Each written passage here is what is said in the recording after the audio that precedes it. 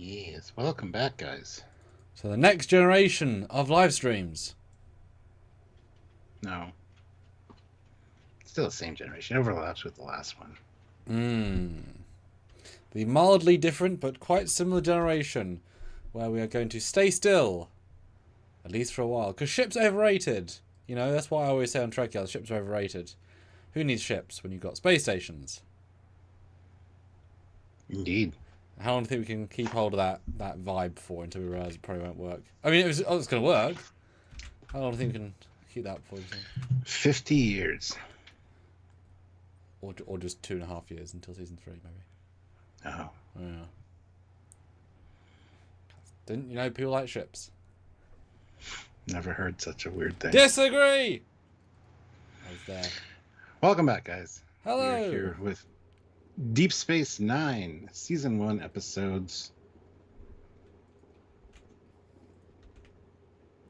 Emissary. What? What? Season 1 of DS9, yes. So I thought you said. That's what I said. Sorry, I thought you said Season 1, Episode 1. I was like, what? Do you want to jump in there with a name? What? No. That's how my brain auto-filled with the rest of the intro that we're doing. Yes! Season 1. Very intrigued about this one, of course. Less episodes than because I know Voyager had less episodes because writer strike and money and blah blah, you know, common things. This is not necessarily 26 at a pop as TNG TOS had. Obviously Enterprise is 24, probably. Yeah, whole brand new show, and the second new show. You know, they're lightning a bottle with TNG. The second new Trek show. How strong is a brand? It's got a movie franchise, it's got a TV show franchise. Let's make another TV show franchise, which luckily did last for 7, so it got to evolve, etc. Season 1. How will it compare? Is the question. We will find out. And it's important to clarify, we're reviewing it on a season-by-season basis, so when the bar is very high, as with Season 4, you've got to be critical. When it's lower, it's relative. There might, could, should, would still be S's. Maybe. Yep. Yes. Yes. All right. This will be an interesting discussion for sure. See how good the memory is on these ones. Even though I just rewatched them not that long ago, maybe a year ago. But how many watching per night? 5. Sometimes 6. Sometimes like 7 or 8 on a Saturday. We just sit down and spend the day watching them. So they kind of bleed together a little bit. Plus I was doing other shit on my phone and stuff. You know, not really always paying attention. Oh, and this is why I like our... Oh, that's our voices. This is why I like our review series, because we actually have to look and think. Yes. It's not the same as just passive. Like, I remember I watched Voyager Season 1 just for fun while doing something on second monitor. So, like, you passively... It's like it's there. Doesn't mean it's being focused on. Yes. Alright, I'm going to start sharing. So, see you in 1 second. All right. 17 of you here and 9 likes, guys. Hit that like button. Make sure you subscribe to the channel and click the notification bell icon so you don't miss any lives or edited content with us. It all supports the synopsis out. So hit the like button. Make sure you subscribe. Do all things. There's a join option on YouTube here. You can click the join button down at the bottom and join the channel. That can, get your name in the titles or the credits of every edited video, and really helps us out immensely. Or you can head on over to Patreon/Trekyards as another way to support us on a monthly basis. We appreciate all of that. We're just joining in these lives. Super chatting in. Classic for Real killed it today. He's already basically covered all the episodes, but we still encourage people to super chat in with their thoughts and comments, or if you want your episode to be the next one, because chances are it might go in order based on the first super chat. So thank you, Classic for Real, first off. That is amazing and a good way to start out. But yes, we still encourage your input. We do read every super chat on the air, so if you just want to participate in the regular chat, you can do that as well. And of course, we'll have polls during it, so vote on those. Do all the things you need to do to help us out. Just have your voice heard. Be part of the team, the Trekyardians, as we call ourselves, and help us out. Anyway, there are links down below as well to the Teespring and the TeePublic store. And yeah, if you can check those out, that'd be awesome. There's some Trekyard stuff there as well as other stuff. And that's that. So. I'm back! Yay, you're back. Alright. Yes, I'm going to say it. So when I say DS9 Season 1, what do you think of it? What's your reaction? What comes to mind? No Defiant. And Alan Rain. Okay. That's about it. And just a new show. Trying to do new things. Yeah, I think of... Cool, we had 2 Captains crossover, which of course why the thumbnail's so iconic. I think of Bashir being energetic and kid-like. And I think of too many station set episodes where the sets don't ever change and they're not the best sets for that sort of thing because they're dark and gloomy, kind of more detailed. You know, I could watch Walk and Talk on the TNG corridor ad nauseum. I would not be able to watch the same number of things walking through the DS9 corridor. As nice as it is, it's not the same comfortable, pleasant vibe. So it outstays its welcome visually in season 1 versus later seasons where they do a lot more. They do more. They go places, right? It's a bit more of a variety. So those things. I skimmed every episode to find the thumbnails, and I was shocked how much was on the station relative to, and you never think that for me, like Enterprise D. I don't know. But this felt really like very insular. And dark.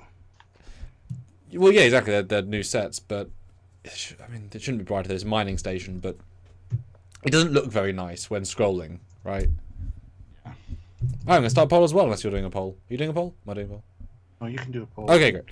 Just doing a thing right now, so just bear with me 1 second. Yes. And yes, we have some colours in the chat. Madness, we love madness. But yes, as I said, $30, I've got my DS9 uniform in the other room with the correct comm badge. It is waiting and totally happy to do this in uniform. Is always fun, helps channel as well. And of course, $5 per episode in that you want us to jump in and talk about, to take over and be the episode, because we quite like you guys pick in general, because then we don't have to think where we're going. You push in a direction. I always quite like that. Versus what should we do next? That one. It's kind of fun to have the oomph. All right, I'll do a poll. Indeed. All right, and yeah, as I said, guys, even though Classic Reels kind of put in the money for them, we'll do them in order, I think, until somebody, if you want yours pushed forward, super chat in and let us know which one you want us to talk about next. So don't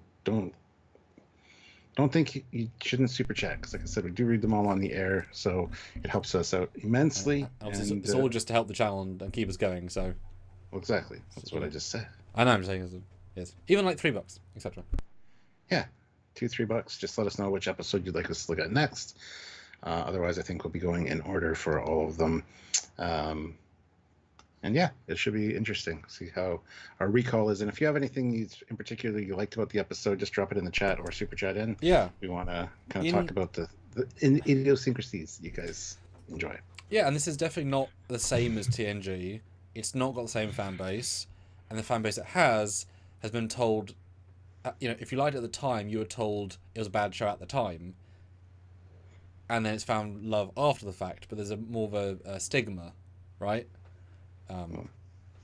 If you liked it at the time, like Enterprise was less liked, but now it's had a resurgence. But that's also because of comparative to newer stuff, right? Yeah.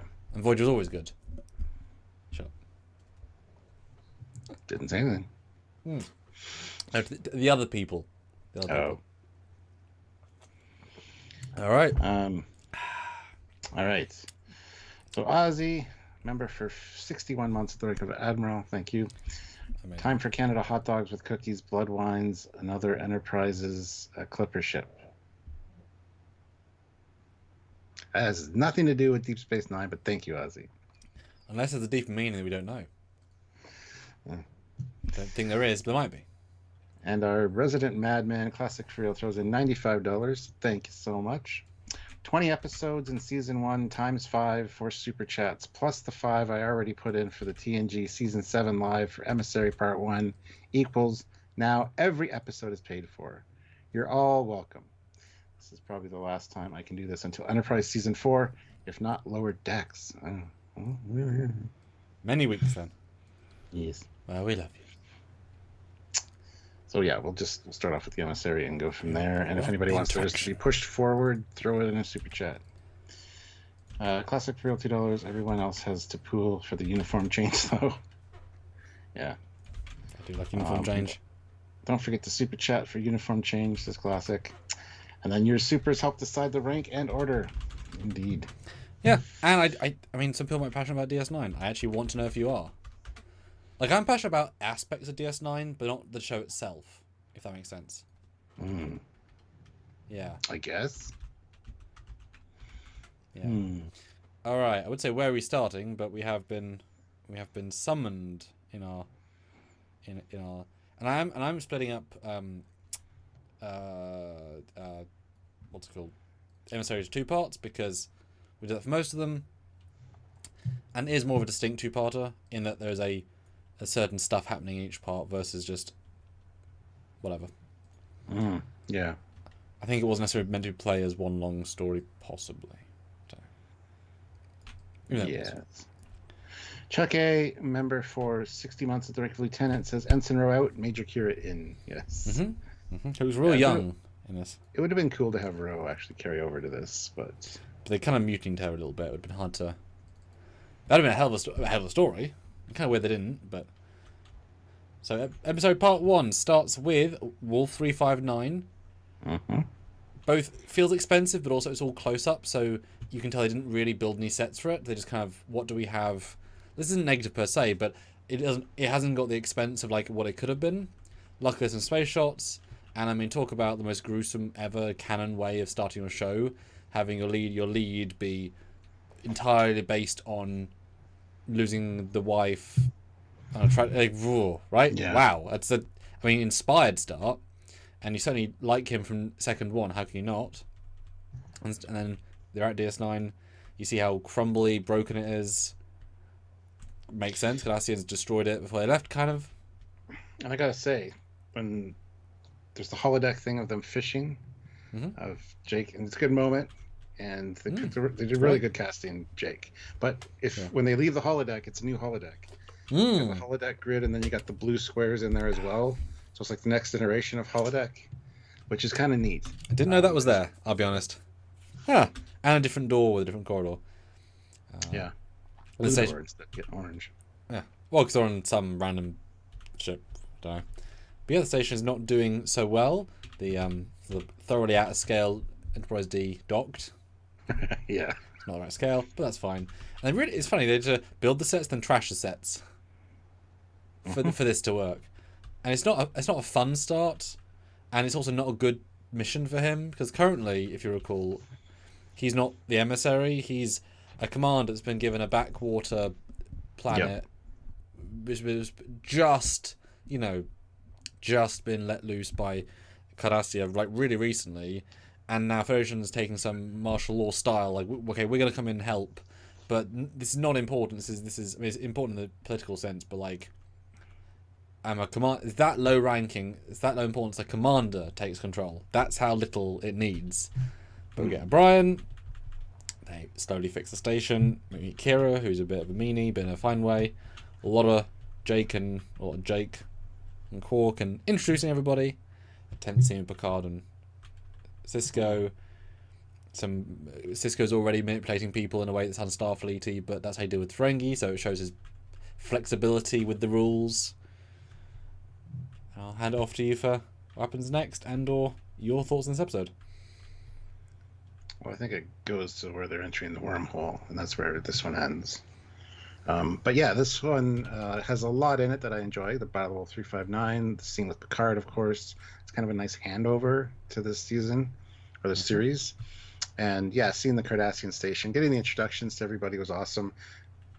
Odo's got a unique look that changes over the course of time. And it's funny to go back and watch these first episodes because everything just feels a little off, even Kira's hair. Quark's makeup. Stuff like that. Yeah. Cisco's hair. Yes, that's true. And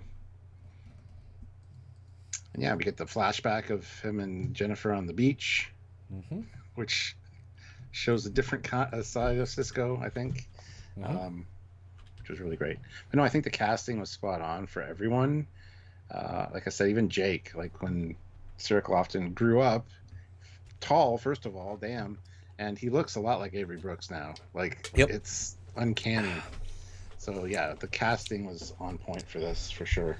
And him and Aaron. I don't know if Aaron was a kid actor. I assume he wasn't. He was just small. They both just everyone's well cast, works well. We're getting some heavy Bajoran stuff. Introduction to the orbs, just a beautiful prop. And some metaphysical stuff. And then we introduce to the only time Bashir's in TNG, which I love. We always forget about that. And some old man, which is a very cool concept. What do we have in the buffer of canon? Well, a troll, and we'll do a weird, old young divide thing. I think Terry was pretty young in this as well, so he's meant to play young. Yeah. Well, it's not the best fitting TNG for her, but she's only for one scene, so. Yeah, I mean, it's just a lent from the TNG department, so. But yeah, I mean, this is a very first good episode. It's a very good first episode, is what I meant to say. God damn it, of a series. Good introduction to a lot of things, and a new visual style with the Cardassian station, and it being run down, being a frontier, kind of like on the edge of the frontier, or a new frontier. Really great concept.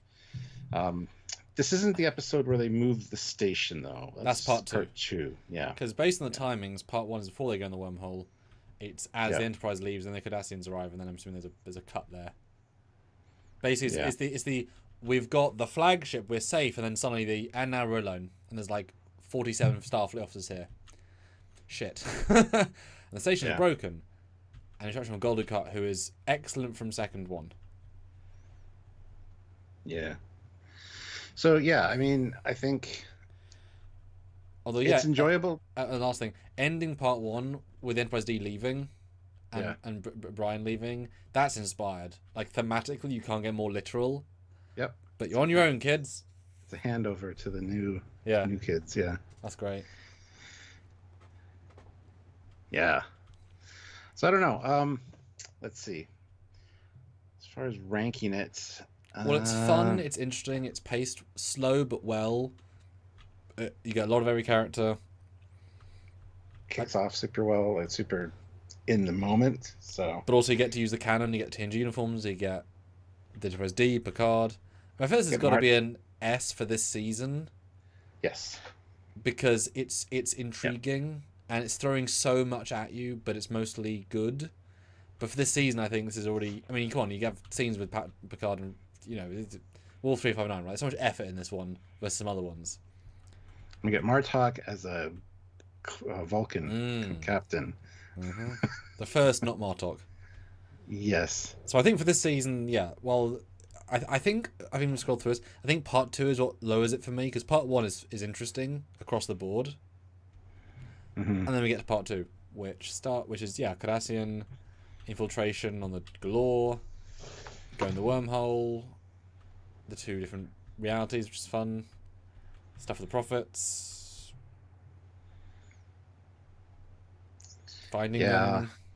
All the prophet discussions, like switching between the fishing, the beach, the picnic, there's a whole bunch of really cool stuff, which is discombobulating if you don't know what the hell is going on. And if you're new to Trek, I don't know if you want to be thrown into this necessarily. But yeah, moving the station was a cool visual as well.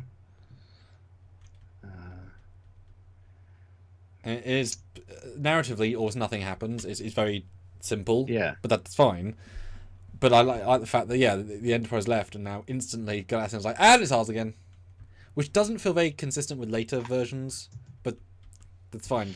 Like, this is the episode. I have to fight them off, and you get a sort of battle. Yeah, and Picard's in right at the end. And Picard comes back and says, "So did you still want to leave, or do you want this post?" And he's like, "No, I want this post now." Because he started off, he didn't really want to be there doing this. So, well, now he's the prophet. Now he's a messiah creature, and people like him, and there might be some groupies he can meet. Yeah. But I'll say, not very impressed. It's fine. There's a lot less interesting stuff than part 2. A lot of the stuff in the wormhole, which is fine, but doesn't really grab me. Yes. I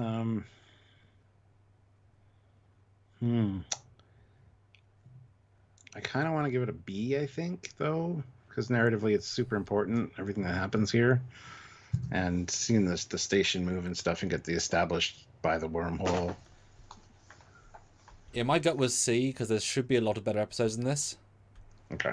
I think B's fine. Which visual are we using for the second episode, by the way? Because it's hard to tell. This one? Yeah. I don't know.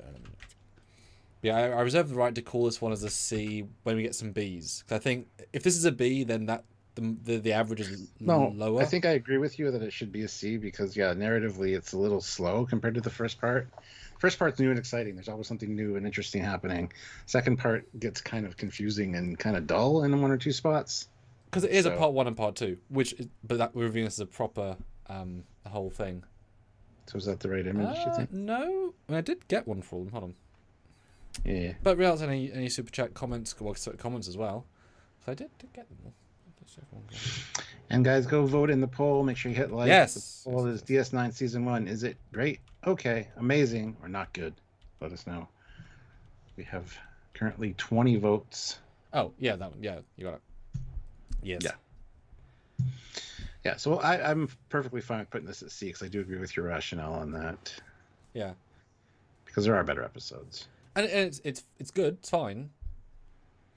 But, but it's not really meant to be part. It's the best of both worlds, right? Very few and Descent. I mean, I think this is a common thing. If the payoff's not really excellent, the setup's often more fun. Yeah. All right. Excellent. So I guess we'll just do the in order thing. And Do jump in, guys. We're here for the conversation with you fine folk. Past prologue, which is one of the few ones I do remember, because it's the terrorism plot, Duras and Garrick. And destroying the wormhole, I believe. Yes, it is destroying the wormhole. Duras sisters should be the one, I believe. There they are. Oh. Come on, slides.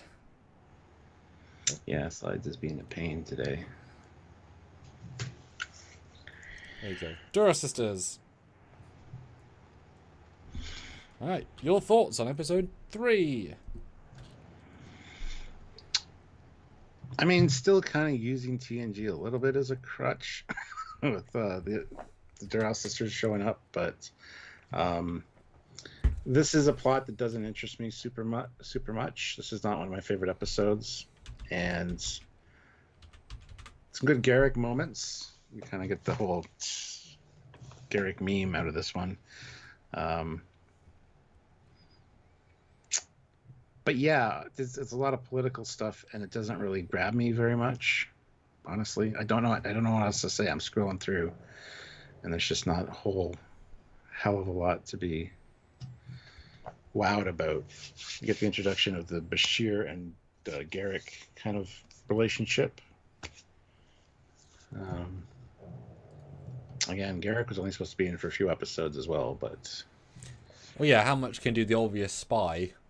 Yeah. Until you diversify, make him an exile and blah blah blah. We got Kira looking more like Kira with better hair than the first 2 episodes. Yeah. Yeah, it's just there's nothing super jumpy out to me for this one, honestly. Yeah, the guest actor is okay. It's pretty good. Yeah, it's not amazing. I love how remember I said this is Golden, not Dinar, but it looks like the same actor. Maybe they misspelled it and then changed him to Damar. It look maybe the same guy. I mean, it looks pretty similar. If I had the voice. And wants to help to rebuild Basil. He has committed. Yeah, that's totally. Oh, that's Emerald Forest. He's everywhere. But yeah, good Kira episode, and obviously they want to really harp on with the Bajoran terrorism against Cardassian. That is now their central plots, right? This is all about that and showing the personal touch. I never thought the Duras were that good in this. And in fact, looking at their makeup, why does the makeup look much worse than TNG? Because I'm looking, and they're not, I mean, and they're not super memorable, you know. like they're so interesting in other things. Maybe because they're playing it so serious. Like, look at this shot of Lursa and Baitor. You can easily see where her seam is. It's really bad. It looks like a lady in blackface with a top on. Normally, it's just a blended in thing. Like, no boob window is going to save that. That does not look good. Well, maybe they were so rushed. I mean, you look at normal DS9. There's only, normal teenagers, only a few people in makeup. Now, every episode has makeup. Like, a lot of them. So maybe they just didn't have time to do it properly. But yeah, they're underwhelming. They're just not having fun. And they could have been great. And they killed very soon after this as well. So, well, yes. I mean, this is a well-written one. It is a very serious kind of episode, and I think it probably deserves at least a C. There's not a lot that is sticking in my brain as far as good things to talk about with it. As I said earlier, my rating is skewed because I know this season isn't great. So I think this is one of the better ones of the season because I think, the central plot is relatively strong for this season. It's nicely Duras, good runabout action, good bird of prey. As a hero ship, which you never get. Garrick is good. I think this is a B, but it's not. Okay. But it would not be a B in other rankings. I would disagree. I mean, I'm looking at the images from all the other ones pretty much, and they all have something more memorable in them than this one for me. But yeah, I'm happy to put it at a B. Well, I remember thinking, wow, we're already going to try and blow up the wormhole or whatever, like second episode in, being so bold, and Garrick and the espionage is fun, and like those things for me were like, oh wow, we're doing something strong here. Yeah. Okay. And low B, but no, that's fine. Yeah, I just it's not an enjoyable episode for me, if I'm honest. So yeah, again, I'm skewed, right? This would have been low C for me normally, but I think for this season. So with this might be a very when you said it like that, I was like, oh, okay, I see what he's doing. Okay. Yeah, because other things would then be D's.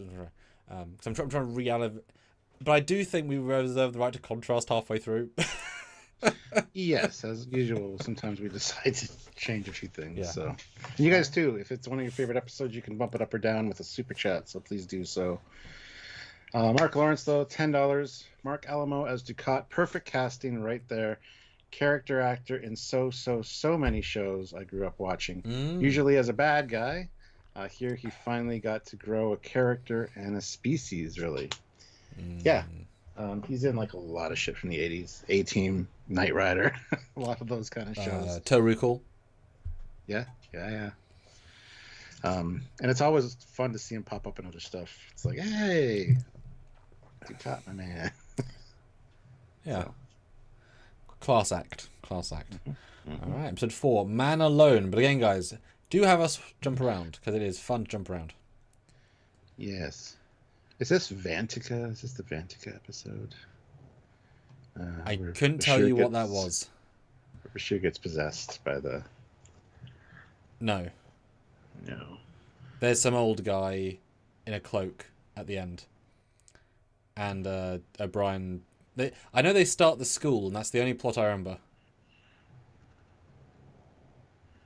Nothing else about this I remember of any kind. I don't know who the... Ibudan. I can have the name, but yeah, I don't know what happens here except the school. Yeah, let me just try to... There's a rock in a case. Because again, if every episode is on the station, and the station's the same sets, and there's not... I don't know.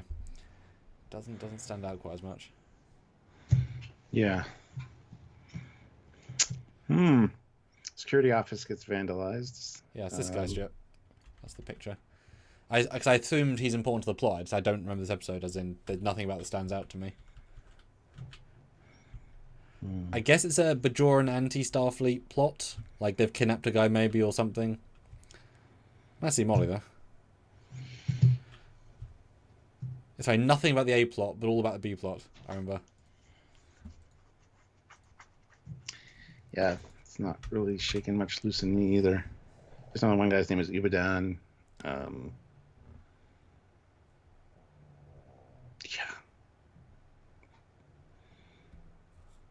Boo. F? Sure. I mean, if you don't remember it. Yeah. Okay.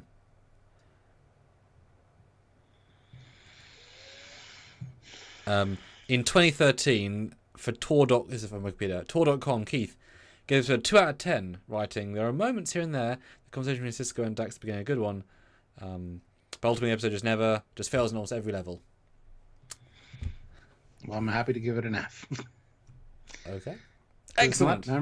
It's not memorable. So. Episode 5, Babel. Babel? Babel. Oh, 2 Babels. Yes. With the alien guy who's trying to get away from the ship. I couldn't find a visual in the episode that said anything to me, so I'm like, people probably remember this guy. Not really. I don't think so. Like, Cisco in a room isn't going to tell you anything about the episode. There's no guest stars that I recognise. Yeah. I'm like, just don't... How do you summarise the episode? It's all the same stuff. Wow, what do you think of Babel? There's a lot of that in season 1 because they're all kind of confined to the station.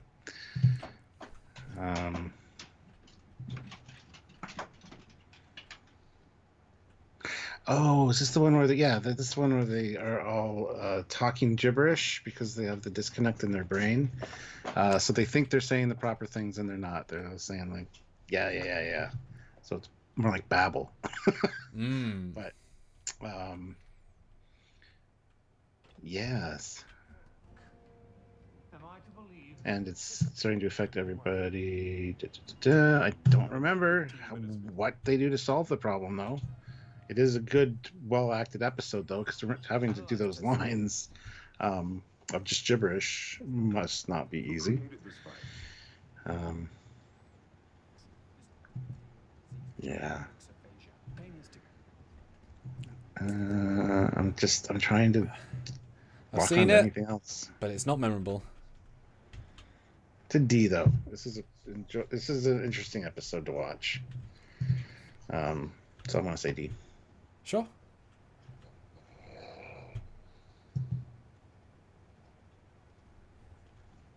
Huh. Episode 6, Captive Pursuit. Oh, it's the Vok? No. Tosh guy. He's a slave guy, probably from the Gamma Quadrant. We get our first... I remember it says the political... Is it ethical to allow other quadrant people who have other quadrant things to do other quadrant things in our quadrant? Yeah. And there you go. That's the plot. Yeah, but Brian and him have a good little friendship, and yes, it's his job is to basically run and be hunted. Yeah. And Brian there's says some really, no. yeah, there's some really good getting around Odo on the station security stuff going on. It's kind of like the one TNG episode with what's his name? The guy that was fucking around on the ship. You're one of your favorite episodes. Yeah. I can't even remember the guy's name now, but yeah, it's got that kind of vibe to it. And yeah, it's one of the moral things. Do we help him or not? Brian ends up helping him out, and Tosk is a really cool makeup as well. I mean, the makeup's fantastic. Although the armored suits look a bit silly. Yeah, they feel kind of Yeah. kind of like Tech War or something silly. Yeah, it feels TV movie. Yeah. We tend to elevate and Trek a bit, and also using Jem'Hadar rifles with some extra wings. Just saying. And also the shuttle that the time traveler was using. It's his shuttle that they use for Tusk's ship. Oh yeah, for the interior.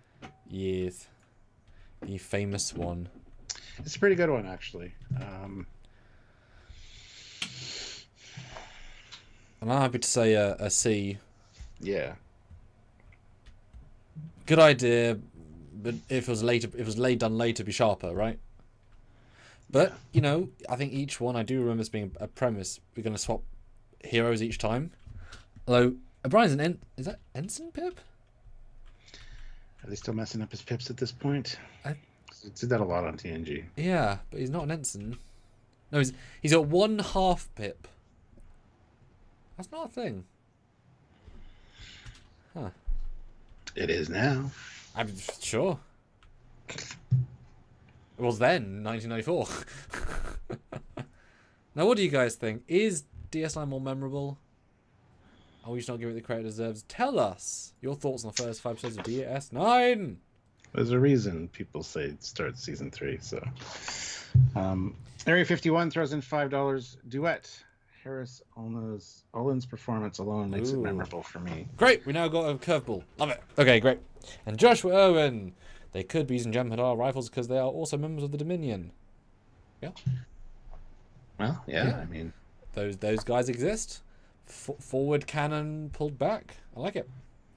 And again, guys, $30 uniform change. I'll be in a DS9 season 1 uniform.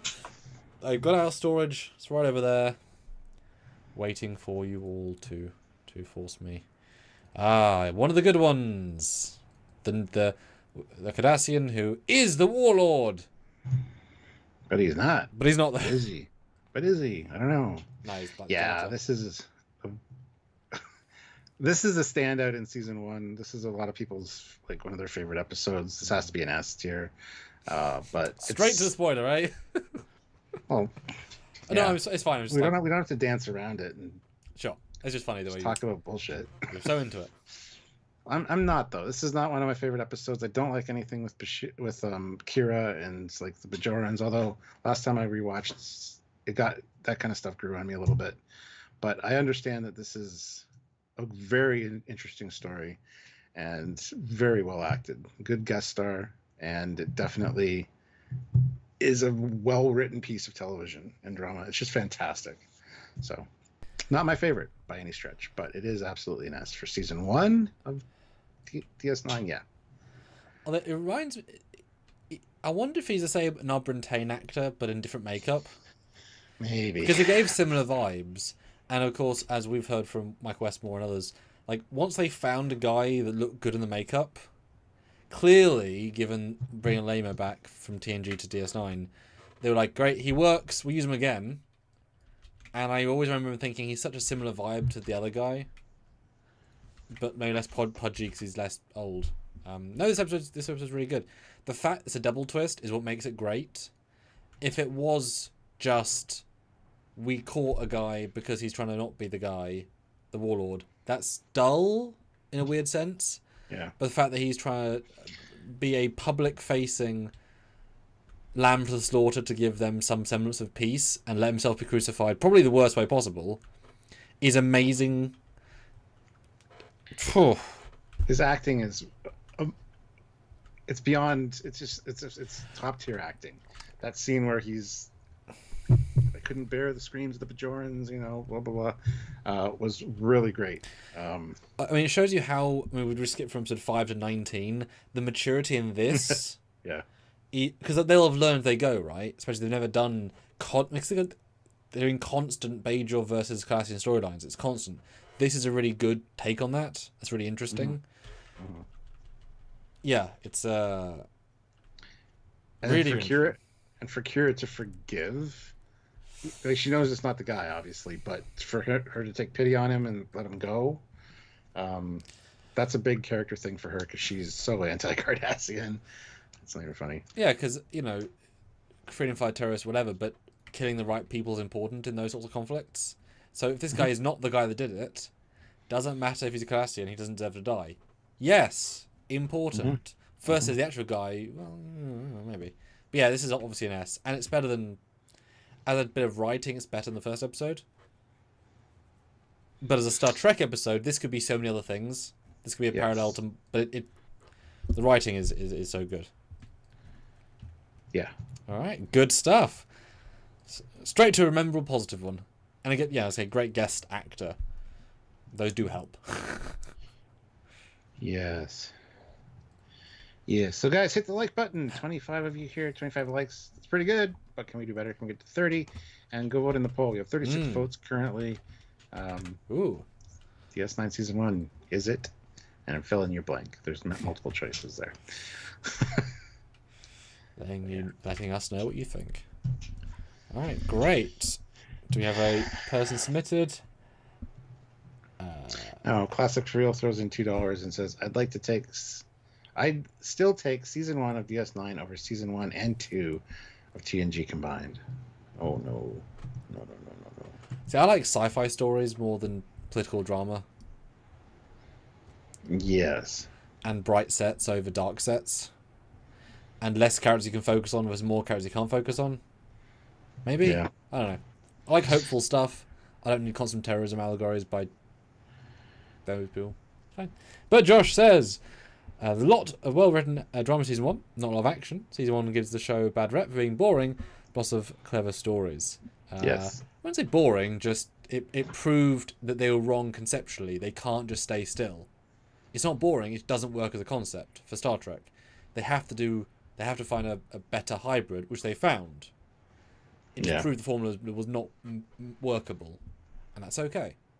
Because, like I said at the very start, just constant sets. It gets so tired so quickly versus Enterprise D, where you spend half off world on a planet on a set.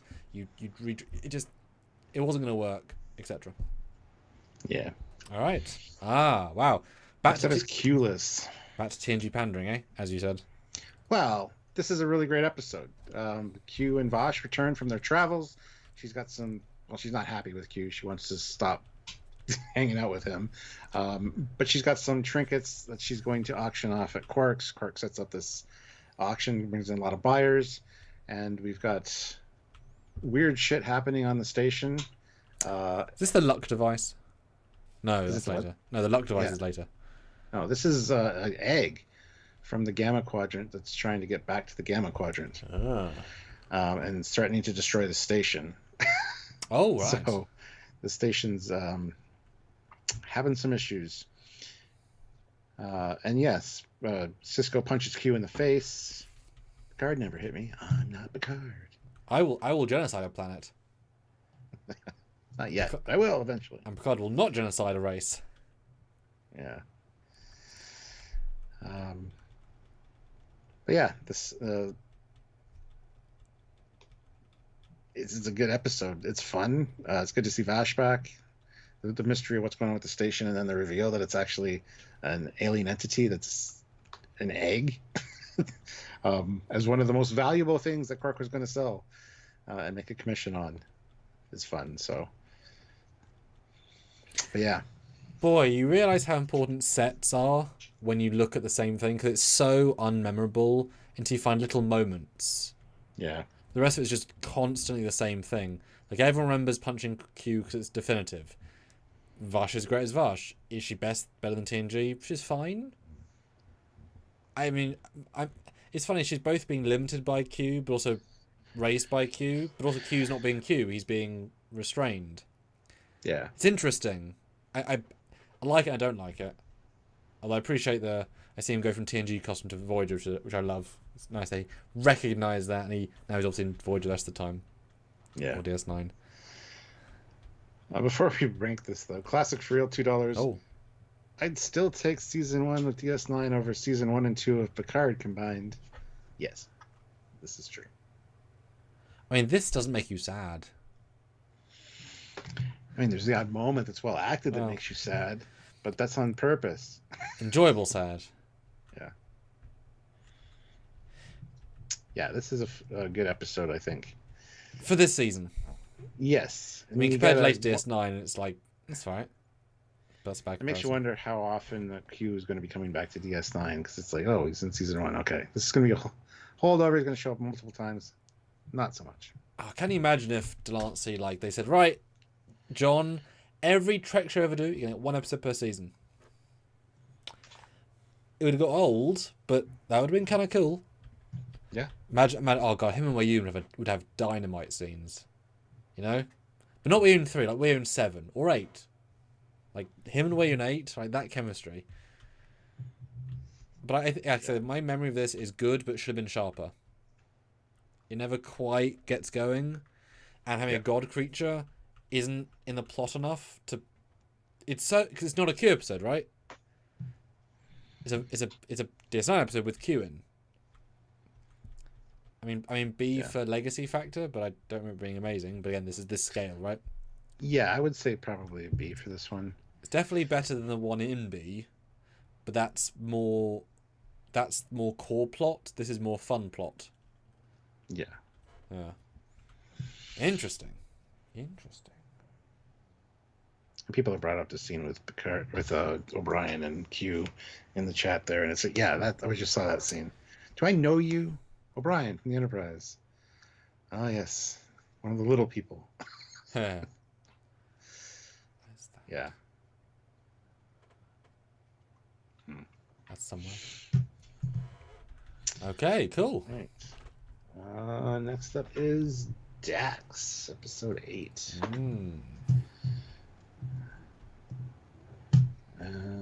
Let's see, what's the visual for this one? It's a lady in a trial looking thing.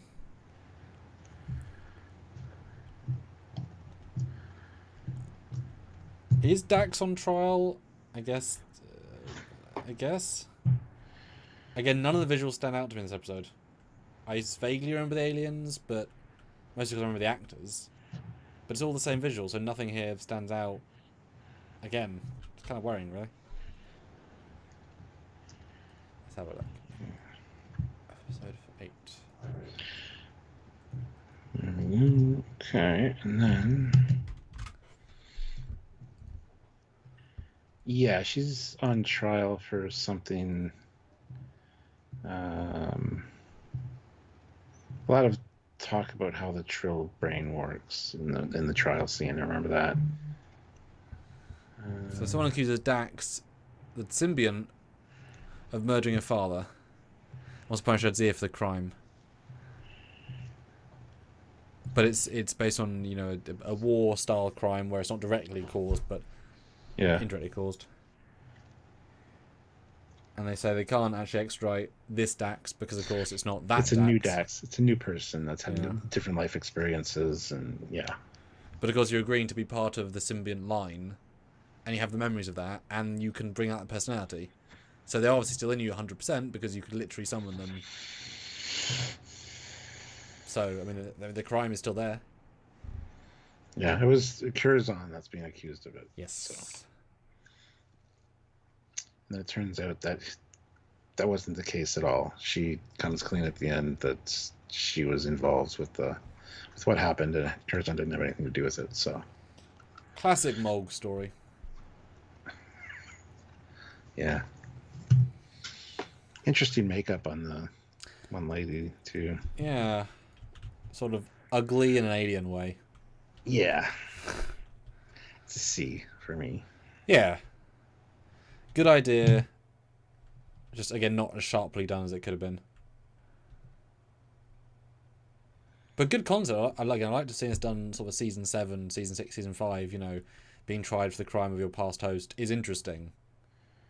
Yes. But, you know, and then, you know, memory what it is, but, you know, is it Drumhead? The one with the one Worf's on trial, so sharp and interesting and intelligent, and this doesn't have any of those for me. Like, that, if that doesn't come across, then, you know, Yeah. All right, guys, hit the like button. We're 1 away from 30, and we have 35 people here, so... And 41 votes. We'd like to get to 50 votes in the poll if we can, so if you haven't voted on the poll yet, please go do so. And do subject your next option. This relies on you guys to be part of the conversation and or reorder things, which you can do as well. Indeed, you can. You should shuffle them. You can bump them up or down a tier. It takes like 1 super chat to do so. $5. You know, easy. You can do it. So if any of these episodes speak to you, and we've ranked them wrong in your opinion, let us know. Mm-hmm. Your burrs. Right. Next up is The Passenger. Yes. This I remember. This is with Vantika. I love the way that Alexander Siddig plays this role. He's so good in it. Being basically possessed by this Vantika character. Which obviously happens in Voyager with Kess. And she also excels in that as the alien. Yes. Other than that, I don't remember the story. I hate to say it. I love the ending. I love the Bashir's alternates acting, but Because I'm looking, if I recall, based on, is that he is possessed, but doesn't know he's possessed, and so he's doing dealings with Quark. And that's the big reveal just over halfway through. It's like, yeah, because I attacked you, I was whatever. But then is he still doing, because he wouldn't be able to do the medical stuff without access to Julian's knowledge, but is he doing it, is he fully taken the whole time, or is he, half and half? don't recall.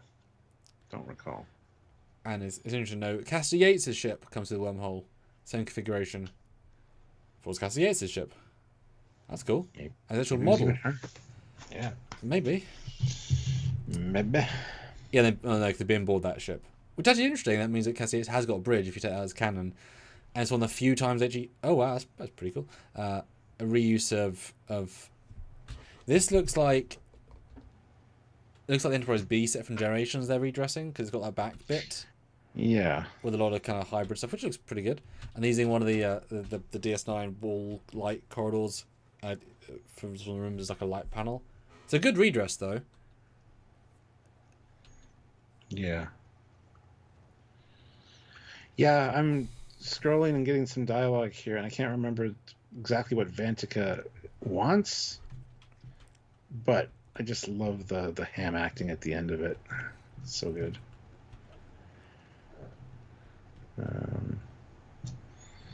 But yeah. I do remember watching first time. The twist's great. Yes. It's very successful and it builds in very, very well. So I would put this to a B because I think it is a interesting concept, well executed, and a good character piece for Julian. Yeah. Yes, fine with the B. Interesting.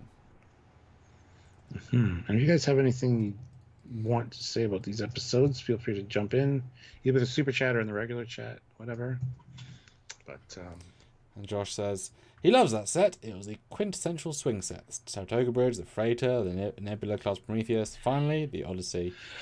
Yeah, it's like what they had left, kind of thing. I think it went down when they built the Defiant. Maybe. I mean, since they had no longer got Enterprise Sea Bridge set, which was, of course, many rooms, you don't really see side Federation ships. It would have been the rest of the B set from Generations and then other things. Because it was Generations the same time as Season 1, I wonder. Which, of course, was still the Enterprise A Bridge. I mean, they're obviously just carrying over, but B has the back bit. But I wonder if they built it for this and then... I wonder. Let's have a look. yeah. So I assume they would have filmed... I don't know, but I assume they filmed the Generation scenes first on the B, so they could tear down the set. Maybe. Because you don't need that set after that set. Generation 99, obviously filmed in 93. DS9 was 93. Now, but TV, of course, is not filmed a year earlier. As we know, when they did one of the Voyager cliffhangers, they finished the space shot the night it was airing, and they just invented internet transferring. Like, they had access to that finally, so they could send one file to the other thing and get it in the episode that night. So if it was released in June 1993, it might have been filmed in January 93. Because TV is very different, which seems silly nowadays. You film and you release like a year later, but it was like the same rough time versus the movie was filmed earlier. Let's have a look. This one's Passenger. Yes, Passenger. 37 likes. You guys are awesome. And we have 48 votes. I'd like another 2 votes for the poll if you can. And another 3 likes. Right now. Okay, who wants to put a bet? How far back? When do you think? So if this episode was released in the second 93, the second 20, so 20th of February. That's not what the other one said.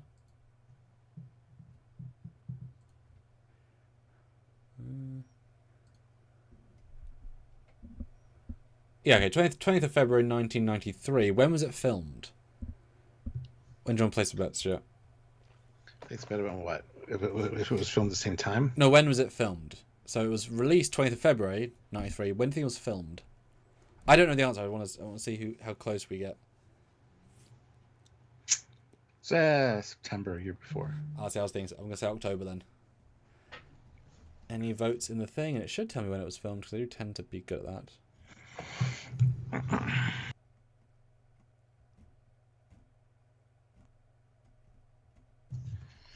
Mr. Captain 93 says, we do the Toss Guy episode yet? I mean, Toss Guy. Toss. Oh, Tosk? Yes. Tosk. Yes, we did.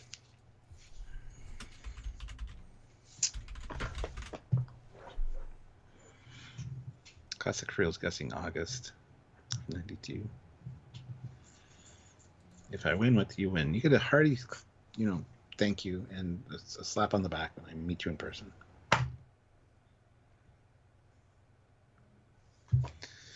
We have 50 votes on the poll. I'll close that out while you're looking for that. So, DS9 Season 1, is it okay? Is the winner with 64%. Second place with 28% is great. Not good at 6%, and then amazing with 2%. Interesting. So it looks like there isn't information on when they were filmed. TNG there is. Oh, wow. Yeah, boy, every episode of TNG, there's a memory alpha year by month, and every episode of TNG says 7 days when this was filmed. I guess no one cared enough for DS9 to find out via the scripts, buy the scripts, find the scripts, put them. Oh, okay, well, sorry about that. That's fucked up. I can find out for TNG one though, which might give you some.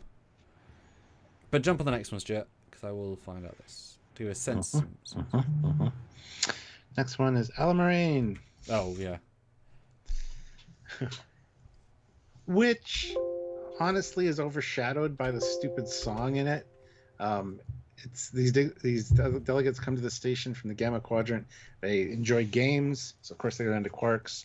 They have their own game with the shaps, different shap levels, and of course Quark's all in for playing. And I forget why necessarily, but they do. The station officers are the ones that are put in the game. So what you do. But yeah, it's just a game after all. That's how it ends. It's just a game. Nobody was in fear of nobody's going to get killed. Yeah. Even though they're in caves, there's a whole bunch of stuff going on that could possibly kill them. Wow. So just for TNG, and it'd be the same rough schedule, I'm assuming. Birthright, which is of course the TNG episode with Worf, was filmed for 8 days between the 6th and 15th of January. It was released 1st of March. Holy shit. So turnaround times. Yep. But if you've only got, 5 space shots, anyway, so very possibly looking at 2 or 3 months. Wow. There you go. Crazy. Yeah. And yeah, it basically comes down to Quark is being greedy and eventually gets everybody out, and he's all happy that he won. And it's like, it's just a game, guys. Yeah. It's not as bad an episode as everybody remembers. It's the song and the silliness of it that kind of gets people, but honestly, it's not that bad of a story. It's a good character piece for Quark, because he's begging them, like, please stop, please, There's a limit to his bullshit, and we find it. Yes. Yeah. Yeah, this is such a funny one, because, it's their cringiest episode,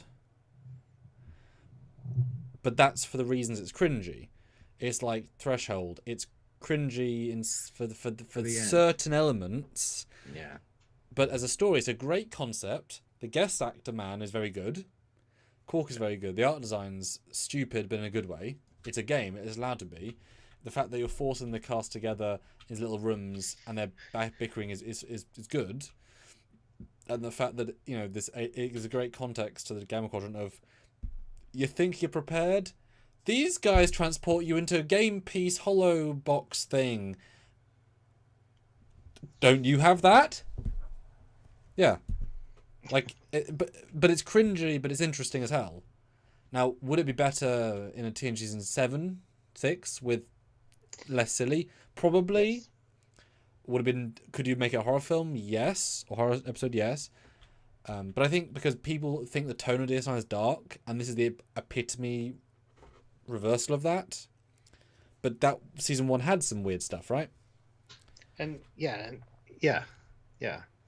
And it's funny because the reason this all happens was because Quark was cheating them at the Dabo table. Yeah. And so Game. He got caught cheating, so like let's play a real game.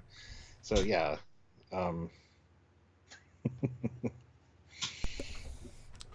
Yeah, it's a good Quark piece, I think. And it is overshadowed by the cheesiness of it. So. And Deborah says Bashir disappears in the game because he could film his A Birthright episode scenes. Wonderful. Love it. Yeah, I mean, it's memorable. Like, it beats out all the unmemorable ones. I mean, I want to go at least to see. Because concept, execution, it's silly, doesn't mean it's bad, but it is bad for DS9, but that's a different metric, right? But not in this season and this, yeah. Where do you want to put it? C is fine. Yeah, I don't think it's as bad as D. I don't remember what the fuck happened in the one that's in D, so. Yep. This one is memorable for maybe all the wrong reasons, but they're acting their hearts out. Yeah. This is one I kind of defend a little bit, kind of like Spock's Brain and Threshold. It's not as bad as everybody remembers. Just go back and rewatch it. Well, it's the line between embarrassing, cringe, and bad. You can get good. It's like The Room. It's so bad and cringe is actually amazing. This is fun to watch. You just can't go from, Tuvix, Measure of a Man, Mirror Mirror to this. But you can go from similarly odd ones, right? Like Tin Man to this, you wouldn't think, oh yeah, both weird. Farpoint to this, like, oh, weird. Mm-hmm, mm-hmm. All right, next. Interesting. Next up is the Negus. Hell of a guest actor. Couldn't tell you what happened though. This is the one where he comes on board and says that he's dying and he wants somebody to take over for him, and Quark assumes it's going to be probably him. Yeah. Frame episodes blend together, unfortunately. Yeah, he fakes his death. Quark is the Negus for a little while. At least he thinks he is. But it's all a ruse to find out who was plotting to kill the Negus. So, yeah, it's a pretty fun episode, honestly. And it's one of those political intrigue ones, like, who's allowed to assassinate me? Let's fake my death and find out who's going to go after the new guy. So, yeah. And showing we can do a full Ferengi episode, give or take. But the makeups are good. Quark is now Quark, although Odo's not quite Odo yet. I mean, incredible casting. I mean, he came back like 7 times. I mean, just absolutely perfect. And a lot of Ferengi. Wow, they really put some money into this. And I love that they gave him ear hair for the Negus. It's like, that's kind of gross. Although he looks quite put together compared to his later appearances. They really escalated his decay. Yeah. I think there's a B plot with the school and Lollipops. I remember that being somewhere. Yeah, something with Jake and Nog. They had a disagreement, and yeah. Well, I think Nog would, he's trying to be less Ferengi, and then the Ferengi come aboard. Drama. This is where we also learn that the Ferengi desiccate the remains of the dead and sell them off. Odo's like, I can't wait to buy a piece of you, Quark. As you do. Yeah. So some good moments for sure. Introduction of the Negus. Yeah, it's a pretty fun episode, actually. And a far cry from the first appearance of the Ferengi. Yes. Because you can do silly. The tone works. I want to say B for this one. For this season, yes. Yes. That's a caveat. That's the caveat. Compared to the season. Yeah, because it definitely stands up for good concept, well acted, bold. You know, imagine doing a TNG episode where everyone is a trill and the main cast have like 3 scenes. Yeah. It's like, they don't do that, but they can do that here. Imagine your Zek's son, and the only thing worse than him picking Quark over you is him picking Rom over you in the end. Yeah, I think it's kind of forgotten that he has a son after this episode. Didn't even know it was a son. Never mentioned. Yeah. Well, if you're bad at profit, then delete from memory. Yeah. Soz. Be better, son of Zek. Glory, the House of Zek.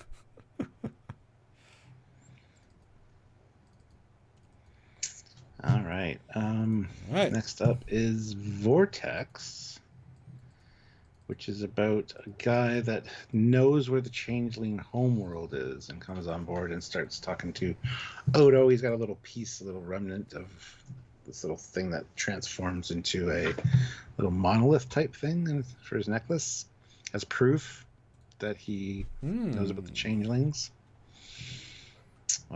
Good guest actor. Kind of creepy, though, but that's kind of the point. Mm-hmm. Oh, the Gambit ship is the ship they fly in. Reuse! Woo! Yeah, so Odo goes with him to a place to supposedly where he can find information about his people, and it turns out that this guy just wanted to rescue his daughter and was using this as a kind of ploy to get some help. So that tracks. Yeah. They're going to Mutara Nebula. That's cool. Why are you laughing? It's not the Mutara Nebula. You don't know. So I've seen this once and never again. Some things you said I remembered, but I have no comment on this episode. I have no... Well, I love the fact there's a miniature of the runabout on a planet side. That's great. I mean, it looks like a miniature, unfortunately, but it's really cool. Yeah. Nothing to add, so I don't remember it. I think there's a B plot with Quark. It's not super like important. A Q plot? Quark? No, a B plot, I said. Where would you place it? It's all on you, Stuart. C. Okay. C. Okay. So, I mean, I think that was a good payoff, the daughter. And we said in another episode, oh gosh, which one was it? I commented how in the Cardassian one in TNG, the planet hell looked cheap. Having this looks much better. The end stuff. I mean, it still looks like a set, but it looks a lot better. So they, yay. Yes. All right. Next up, we've got... Oh, there were 2 pictures for that one, I guess. Is that the same guy? Yeah. Maybe. I don't know why there were 2 from the same episode. You're welcome. Thank you. Yes.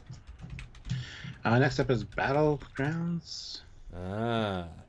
This is where Kai Opaka goes in through the wormhole with them, and there's these people that have been killing each other for generations, but every time they kill each other, they come back to life. They can't die there. But then once you die there, you can't leave. If I recall correctly. I'm not sure why or what would happen. Well, they'll actually die, but also they can't leave because they're in a war. Like, it's very circular for them. Everyone else can leave, but of course Kai Opaka becomes linked because she dies on the planet, which means she dies. Which means she's taken by the effect, so she now can't leave. Really, this is a very late season episode because it's damn dark, visually, thematically. Yeah. I felt like they wanted this Bajoran to be more important in the show, and they said, "Now we're going to kill her off in a dramatic way," and then they replace her with the bad bitch. But she's lovely. I guess that's why she's too nice for this world. Yeah, some good character actors for the bad guys, quote unquote. The bikers. This feels and looks very much like a season 1, season 2 of TNG episode. Just all the visuals and the costuming and stuff. Well, we just kind of saw it with the one with the lady who is a generational spy assassin. Very similar, but you know. Yeah. Kyle Paka's great. Wish, she didn't go out like this. But hey, it's fine. But for me, honestly, this is probably a D. It's not super awesome. I like the premise of it, but it just, scrubbing through it, it's like, what the fuck? It's not a whole lot going on. Just this battle of these two factions, and maybe a C. Maybe a C. So let me jump in. This one I remember very distinctly for the season because the premise is so bold and so brutal, and there's no happy ending. The fact that she doesn't die is the ending. As I'm scrolling, you see a crash runabout where they go out of. They have to build a full-size set. Is excellent, and it's so crazy. They get the nacelle wrong because that's a Type 6 nacelle, but whole different thing to build a different nacelle. Killing ostensibly your lead Bajoran, faith leader in the first 12 minutes, and then you see several scenes where everyone gets murdered horribly, and then they come back, and it's just, how do you process that, right? But I remember the explanation being clever, the pacing being good, war for war's sake, which is very Bajoran. I mean, that's as in we must keep fighting, but obviously whatever. But yeah, it's very similar visually, the whole thing, but it's meant to be brutal and very much it's very much the season 1 TNG equivalent of TR-11, the battle of the later one, right? That's all. Yeah. This is premise and tone wise, it's similar, but with less refinement. I'd say easily a C, if not touching a B for premise. And the acting's really strong in this. I did care, even if the set design's a bit okay. It's a cave episode. Yeah. I think C's fine. It's just, for me, it's not super awesome. Like, once you know the premise, it's like, okay, this could be wrapped up so much quicker. It's not. It's kind of it feels a little bit stretched out and strung along a little bit. So, but most things are only to be watched once, especially in these days. So, it's a great first watch, and it's dark as hell. You wouldn't do this in TNG. You just wouldn't. And that's kind of, they're like, we can do this other stuff. I need to go somewhere. Yes. Oh, definitely does it. Nice.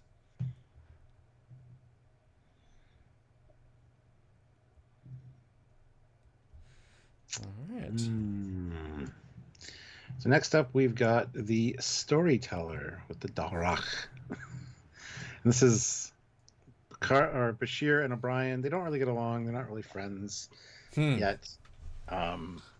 They get stranded on this. I don't know if they're stranded on the planet, but the storyteller that defends the village from this Dalrak, this weird apparition in the sky, dies, and O'Brien gets tagged as the next storyteller, even though there's somebody that's super qualified and wants the job, and there's some jealousy going on, and they try to kill O'Brien. And there's some kind of plot on Deep Space Nine about the kids and a girl. I don't remember that at all. She was cute. Yeah.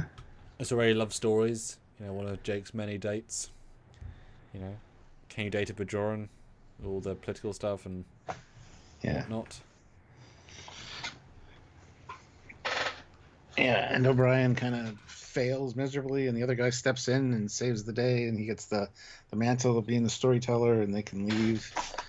I don't remember why they're stuck there. Well, they're not. They're just trying to help. Yeah. I mean, it's the classic.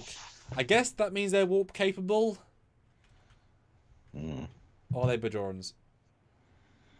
I don't know. I think they're Bajorans, given their earrings. Yeah. Okay. I mean, it makes sense, right? If this is their space, then. Yeah, they talk about the prophets. I don't know if that sent us. I don't know if the Bajorans care about first contact, if it's their space. So I'd sad everybody. It's fine. Yeah. Yeah, good character piece for the boys. actually interesting set location. Like, they do a good job with the visuals. That changes it. That looks nice. Having the first Nog and Jake episode is successful, and that this obviously works. There's been a pattern for years. I remember Jake Nog finding himself in this episode. You know, how do you... So different sort of role, right? Mm-hmm. And, you know, that visual's classic, right? That was on one of the DVDs and Blu-rays or whatever. Of like, it's a moment that is so iconic. I must tell this story badly. And don't kill us. Something, something. Darok. Yes. Yeah, it's probably a C. Sean O'Sullivan, €2. The one where Bashir dies so he can be on Deep or TNG. Almarine, yes. We gave that a C. Classic for real, $2. New poll.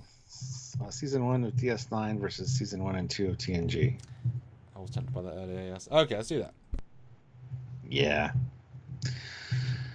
Devo says the question is Emissary better than Encounter at Farpoint, Caretaker, and Broken Bow? We did do that already for two-parters. I mean, everything's better than Farpoint. Broken Bow is really expensive but vanilla. This has a great first part, not the best second part. Caretaker is so all over the place but also quite interesting.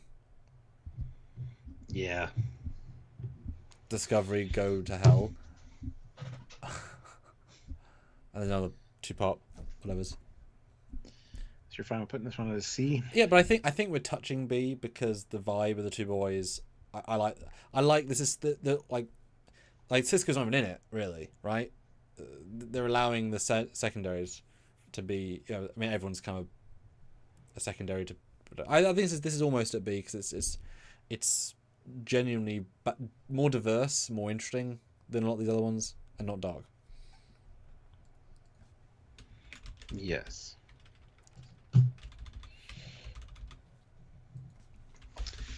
All right. While he's doing that, I'll tell you guys, hit like. We're one away from 40 likes. And when the new poll pops in, go vote on it right there. Which do you prefer, TNG Season 1 or 2 or DS9 Season 1? Go vote. As sponsored by our one and only go-to man in the chat. Yes. All right, next up is actually it's a good episode, as much as I'm not the biggest fan of it. It's called Progress. This is where you have to convince this old guy to get off this planet because the Cardassians are seizing the planet. Classic. Yep. Tale as old as time, told many times in Star Trek. And he strikes up a friendship with Kira. Well, he was a hero for her. Yes. Yeah. All-time hero. Yeah.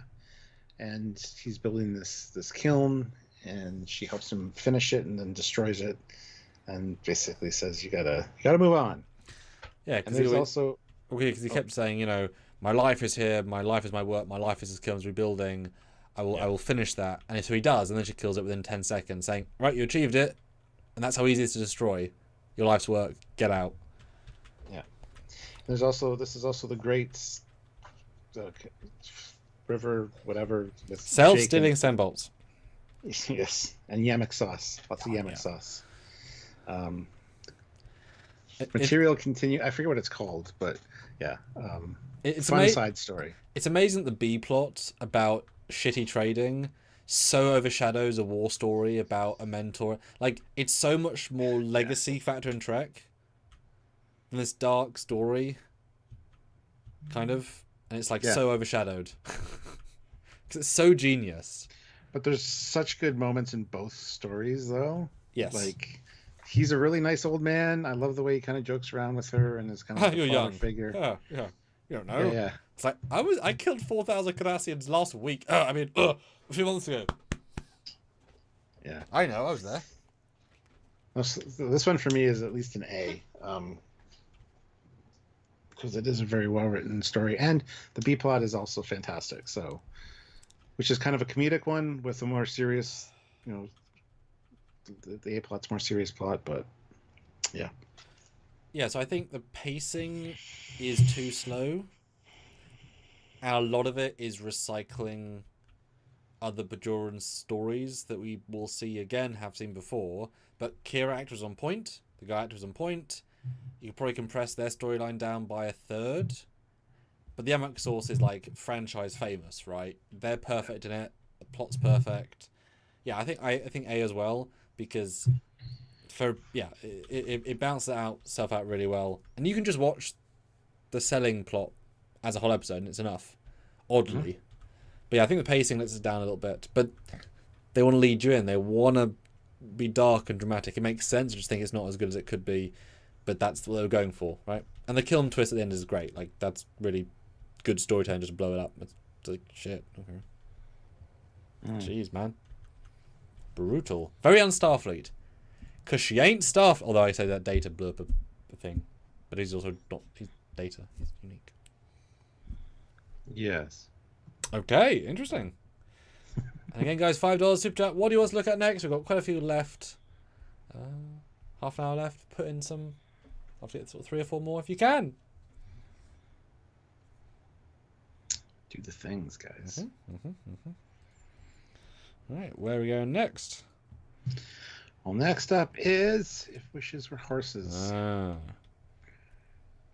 You got Ben Sisko's hero, Buckaroo Banzai. I don't know what the fuck his name is. Bo-Katan? Kate Sure. Sackhoff? You got yeah. There's lots of shit going on.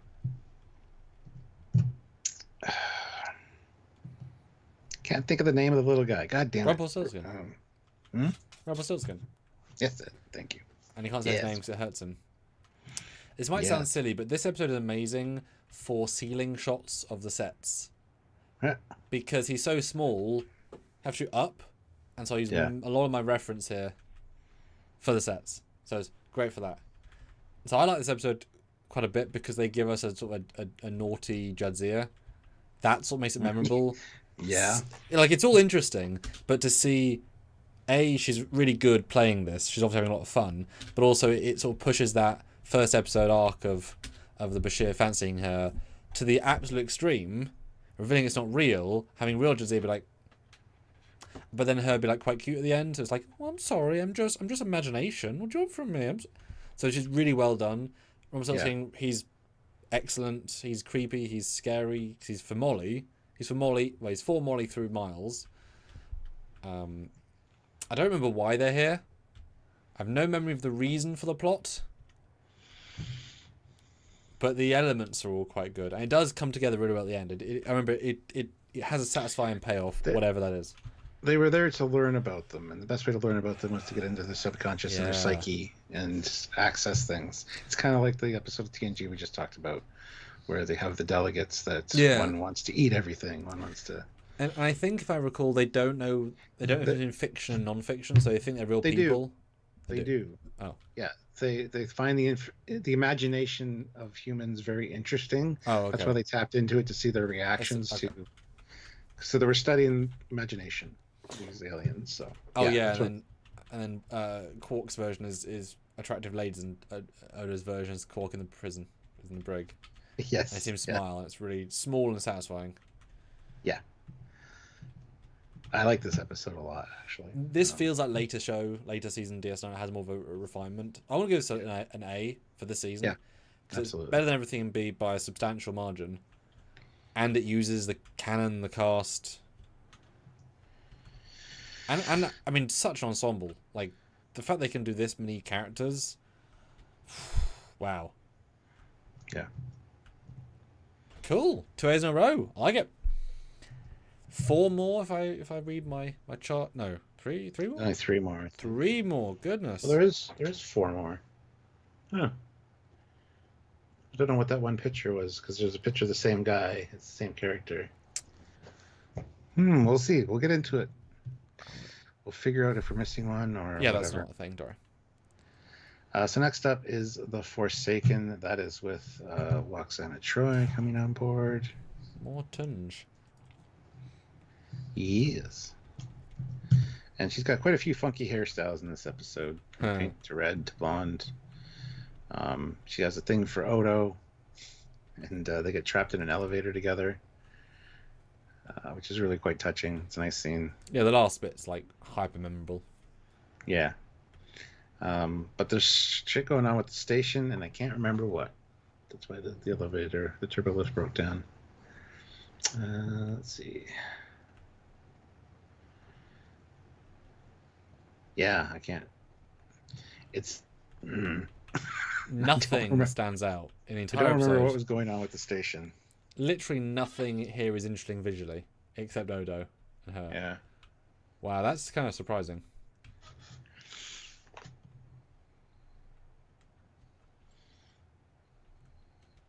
Oh.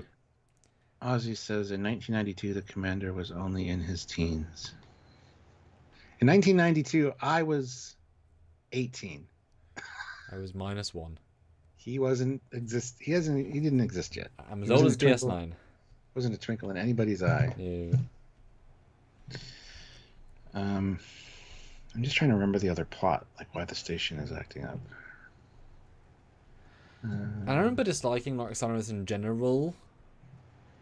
I'm trying to think why. Is she in DS9 again? I think she is. Yeah, I think she. Yeah, well, she is. Yeah. Like one of them is just for me really bad.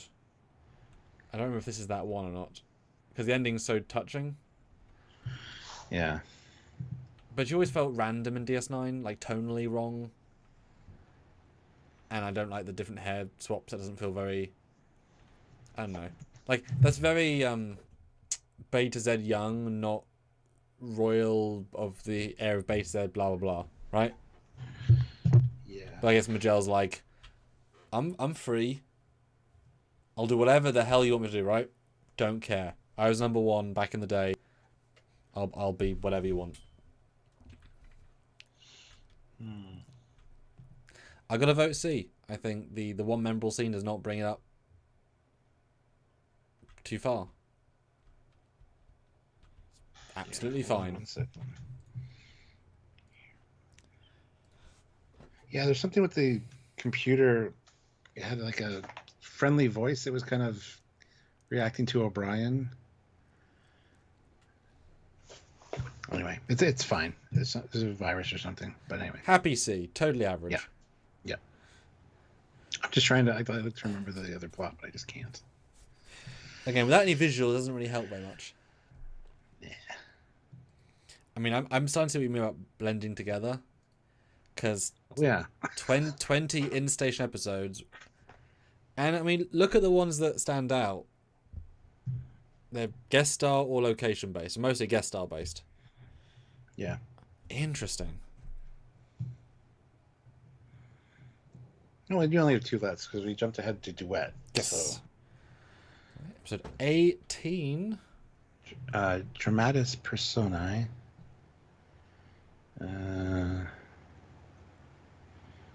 Scrolling. Gotta keep on scrolling. I remember when I skimmed the first time, I believe their brain taken over slightly by aliens, and then that forced them to make a clock because obsession. Yeah, this is very good. Yeah, obsessed with the clock. Yeah.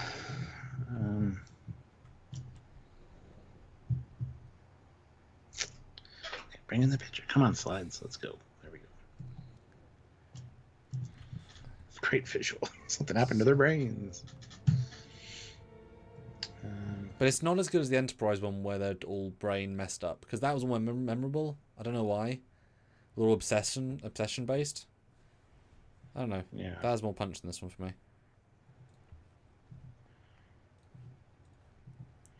Yeah, I can't recall the specifics of this one. Very little information scrolling through, except for the clock.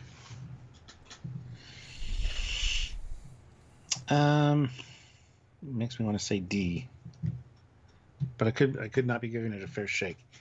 If anybody out there remembers specifics of this episode, throw it in the chat right now. It would help us out. Everyone, give us a score or a rank. Everyone, right now. So 18, 19, 18. 18. Devo. Oh yeah, the last episode was the puppy program. Yeah. That's right. The computer virus wanted attention, so I built a little doghouse for it.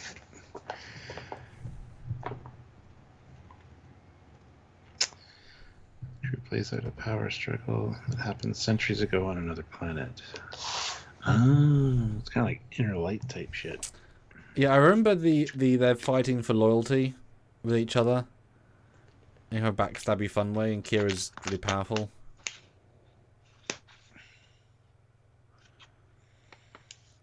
Give me a phaser. I'll get rid of Kira. Yeah.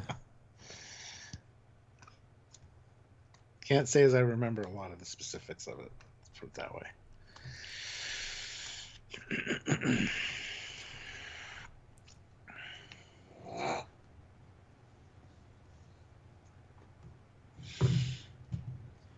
I think C for cleverness. I remember the tone being good, but again, not quite as sharp as other ones. I'm fine. I'm happy with a C, sure. I know that Avery Brooks did a really good job acting in this one. His obsession with the clock and stuff was very well done. So.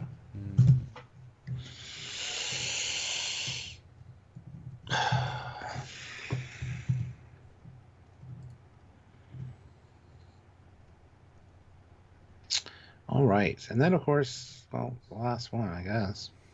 All right. Hands of the Prophets. Get introduced to Vedic Barile. And the bitch. Kai Wynn, though. Yeah. The worst, best, worst character in Star Trek. Yes, the super villain of all Star Trek.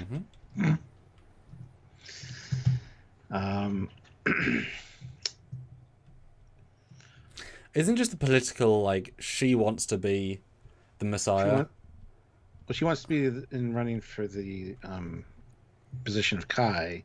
He also is running for it. He ends up beating her out, and then later she gets in the running because something happens to him. If I recall correctly, that's what it is. It's like a political thing. But I remember the vibe, might be this episode, but the vibe with her is that she could have been the head of their religious order. Like, that was her ambition, and suddenly there's now one above her that she can never beat. And that's why she hates him so much, because she's not in it for the religion, she's in it for the power. To help Bajor, yes. In her image. And here she's like having a political, emotional struggle. And there's this really nice lady that ends up trying to kill Vedic Barile, and she was all kind of orchestrated by Wynn. She's not Kai Wynn yet, but there's no proof that she was involved in it, so she gets off scot-free, essentially. This is because when you start to see sets, I love how the Bajoran Temple is the hollow set, just the lights turned off and some added different wall details. It's like, I recognise those. It's like they don't remove everything from the set because that's so much effort. So it's like, not the green on. I recognise that carpet because I had to model that and texture it. I mean, you can't get more hardcore Bajor, and he was a particularly fan of hardcore Bajor. Yeah, although the last time I watched it, this stuff did kind of grow on me a little bit, but... Are they actually outside it? With Barile? Yes. Yeah. Yes, they're at some garden in California. It oddly looks like a soundstage, the way it's like lit. Yeah. It's an amazing soundstage, but it's oddly like looks fake. Yeah, I looked that up at the time when we were watching it, and yes, it is on location. That's so strange. I think because they have the limits of as far as the eye can see. It's not like you can't see trees 10 miles. There's a certain lack of scale because it's a park. I think it's actually like enclosed, but like there's something weird about it. I mean, talk about talk about underwhelming series finales. I mean, no big sci-fi plot, no big whatever. But if you're looking at the story being really about the prophets, about the Bajorans, it's hugely important. Well, this sets up everything that comes after with the race to be the Kai. And this is pretty important in the grand scheme. Don't care. I don't either. Like I could skip this one so easily. Like, she becomes Kai Wynn. It's fine. She's evil. It's fine. Joshua Irwin is saying this episode is a masterpiece, Star Trek in its truest form. Well, where would you rank this, Josh? Its truest form is a political intrigue. It's like, no, yes, Enterprise. You know. Because that's the problem with this sort of character piece. If it's only dialogue based, you can't remember the dialogue because there's too much dialogue, right? This has a few more visuals, but it's like, yeah, just standard fare for Bajorans is what I'm remembering. Like, yes, yeah, them, normal. Nothing. Like, I remember the plight of the old guy better. Yeah, that's Bajoran as well, right? This is like, yeah, it's them being them. And Devo points out a good thing as well from this episode. She tries to force Mr. Bryan to teach the prophets in her school. Sounds familiar. Yes. Because she gets pissed off that they're not teaching any of the Bajoran children about the prophets in the school because not everybody's Bajoran, so we're not going to even touch any of it. But no, it's not acceptable. Which is a great introduction for her. It's like, hello, class, teach the prophets! Problem is, though, they are real. So... No, but that's another argument point in this episode where she's like, we call them wormhole aliens. Yes, yeah. But you're not teaching the right thing because there are prophets. It's like, yeah. But we've, semantics. Like, Sisko's met them. He's literally talked to them, and well, that's why he's Jesus, right? Yeah. But it's easy to have religion if there's actually something there. It's a little bit easy to quantify. And they literally send orbs that have magic powers. They can make visions. It's easy when it's real. Not true, but real. This is a really good episode as far as writing goes. I want to give it an A at least. I would have said B for standard Bajoran fare. Like, I don't watch Star Trek for this. And nor would I want to watch DS9 for this either, right? It's about their characters, the sci-fi. This is not what I watch DS9 for. I would have said B for quality. Fine to go A, but I think the other A's are just more interesting. At least in my memory. Yeah, I mean, there's much more visually interesting going on in the other two, I guess. And the funny moments of the stem bolts and shit, but I don't know. I don't really care. Put it wherever we think we should. Yeah, guys, vote now. A or B. A or B. Yeah. Josh says A, so he was the one that was... Hey, at least he didn't say yes. Good for him for being more whatnot. Yes. Hey, Keiko's in it. That should affect. And she's not bad in this one, which is me saying that. That's what I mean. That's what I'm saying. I love that she stands up for the school and tells Lynn to go fuck herself, essentially. But also, there's going to be a slight first world, third world. I'm from the Federation. We know better. We're literally saving you. So if our school dictates know that, then you're a backwards religious person. So she's, the colonizer mentality is already going to kick in. But also, it's literally real. Sisko, I gave you orbs. You have magic powers. I'll use it back in time. Meet Kirk. Vote now, quickly, guys. What? Vote now, or forever hold your vote. Yes. Let's look. Also, go vote in the poll as well. 24 votes. Yeah, and let's look at the entire chart for a second. How do you feel going in? What's your takeaway here? I'm not surprised. Let's put it that way. I thought there might be one S and a bunch of B's and C's, and we're pretty accurate on that. The C's are it's an average season of interesting stories. Well, it's also finding its footing a little bit, so I don't blame it. Yeah, like they're throwing things out, but they're just not often hitting, and that's okay, right? It would be hard with like Enterprise Season 1. That's going to be a lot of C's. It's like average. It's fine. It's right. But then compared to itself. And obviously the S. I think honestly the only true S is the Cardassian guy episode, because episode is entirely with the nostalgia, the fun factor, the best of both worlds. That would be a strong A, but it's only S because the overall piece is fun. It is not. Yes. It's not an A-class story. It's experience. It's like the beginning of a relationship being like the best part, because you're learning about the other person. That's what this episode was, the first episode, the emissary, part 1.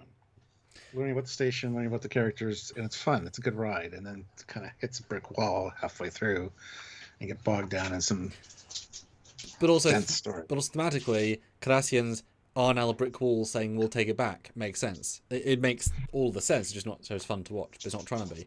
So really, the season has 1 S, 3 A's, and the A's are all actually quite strong for successful Bs. Bs are sort of medium. Honestly, they're not exciting. I don't think any of the Bs are exciting. Fair to say. But they're more interesting, but not exciting. C is everything else. D we barely remember. F we don't remember. Yeah. Yeah. Yeah, go A for this for political drama, but have to rewatch it for that sort of stuff. But I mean, the acting of the lady by herself is certainly a quarter of a point up. I just like sci-fi in my sci-fi. There's prophets, or are they aliens? Well, I don't know. That's the debate. No, they're whoever you know in yellow haze. Yeah. I think they have a heartbeat sound. Yeah. All right, got a few minutes left, guys. Any final super chats? What do you think of this season? Genuinely love to know what you think about the season. In summary, so we're not going to re-hit this for a while. Not that long, but sometime. But definitely one I'm excited to review score with you, because this is now, unlike the TNG, entirely biased reviewing. Meaning I'm going on memory, personal preference, versus we just watched it. We can break it down fully. I mean, you have just seen it, so it's a bit more for you, but interested to rewatch this and see. But yeah, a super chat would be great. Let us know if you can.